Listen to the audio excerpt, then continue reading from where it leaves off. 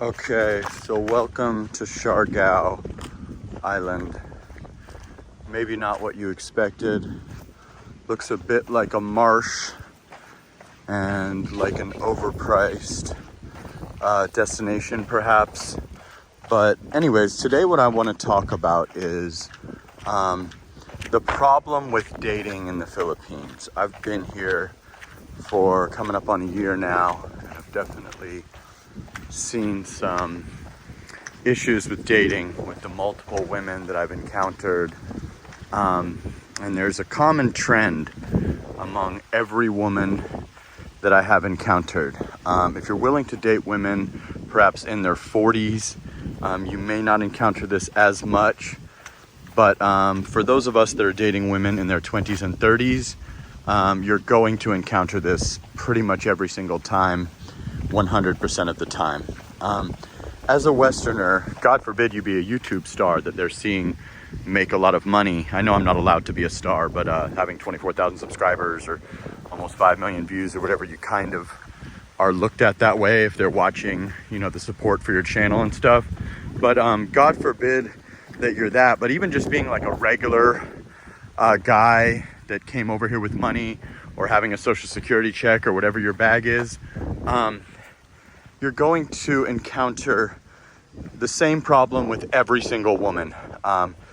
And that is going to be the expectation of money. Even if you lay it out that you're not that type of guy, that you're, in your 40s, you're in your 30s, or whatever you are, it will be expected, whether you like it or not. Even if they agree that it's not going to be expected, if they say, oh, no, I just like you, or oh, no, I got my own money, I'm a call center girl, I'm a real estate agent, I work on commission, my family has money, they're going to eventually want your money. They're going to resent you for your success. They're going to resent if you don't bring them to your level on everything. So whether that be renting them their own apartment, having them move in with you immediately, one for you, one for them, with everything. So essentially when you come here, you're going to be in kind of a situation where whether you like it or not, you're going to turn into a sugar daddy if you're finding a girl that, is living with no air conditioning and, shopping at, sorry stores and stuff. And then you're just living your regular lifestyle. It's always going to be one for you, one for them. And there's nothing wrong with that, especially if you're like an older guy that worked his whole life and you come here properly retired and you got, a few million American bucks or $1 million American bucks, and you figure you got 10, 20 years to live off the interest, or spoil your young Filipina. But for guys like me that come out here like in their 40s and you don't really have that kind of money, and even if you did, you feel like you got some SMV left, it's going to be a tricky thing to navigate, because I've hooked up with some girls that are really elite ladies by Philippine standards, yet they don't have 100th of the money that you have, and they perceive you as rich, and they're going to kind of resent you. And all these women also carry the financial burden of their families, whether that be their sisters, their mother and father. Every Filipina is going to donate most of her paycheck to her parents.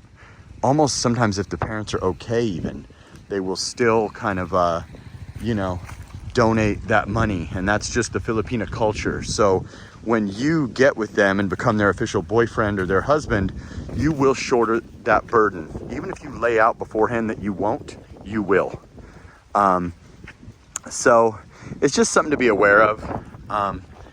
Again, if you come out here, 70 years old, 66 years old, and you got a bunch of money, you just want to enjoy a beautiful lady, Filipinas are second to none. They're amazing.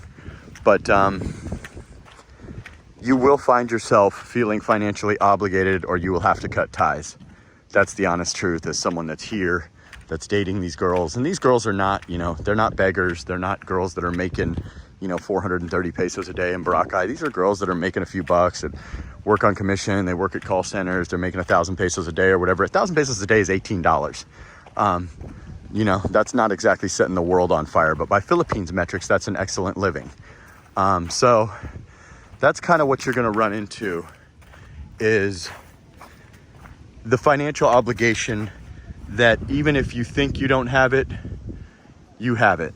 So you kind of are going to be in a situation where you're better off just staying single, or you just need to sort of assume your role. And that really doesn't matter how old you are. You could be like 25 years old and you are wildly wealthy by the metrics, and you could be a fucking 25-year-old sugar daddy in the Philippines because you have that wealth.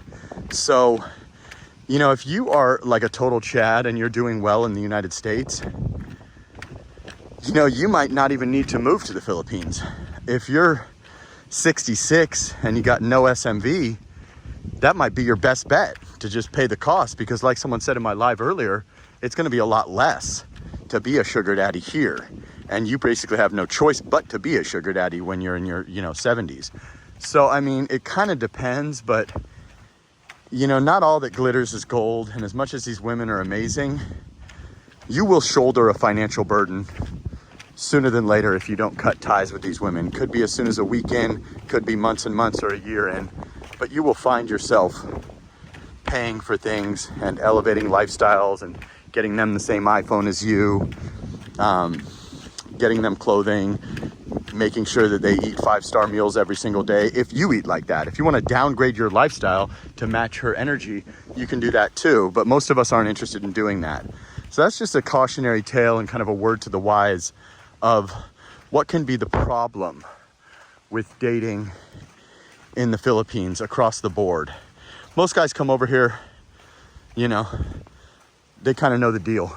They're like a heavy guy. They're an older guy. They know they had to pay. And if you're a younger guy, you're a 25-year-old true Chad, you might not even want to come here. You may want to wait until you're 65 and you got to know the deal, or you may want to just slaughter it at the Hollywood clubs or in Vegas or wherever you are, if you're really that guy, to be completely honest with you. So I just want to give you an honest perspective on it.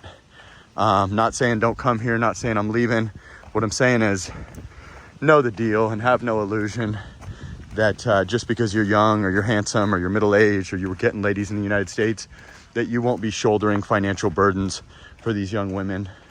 Whether you're 25 or 65, it's going to happen, or you're going to cut ties and just decide to be single and just go your own way and just, either do short-term stuff if women allow you to do that, or become a pay-for-play guy, God forbid. But I just want to be honest with you guys about what it's really going to be and not lie to you and act like you're just going to meet that girl that makes, 5,000 American dollars a month and is, this fit, feminine, friendly, 23 or 33-year-old. It's probably not going to happen. The women that I've met that make tremendous livings or own condos or stuff like that were sort of like women that I could easily date in the United States, or not even at that point. So, yeah.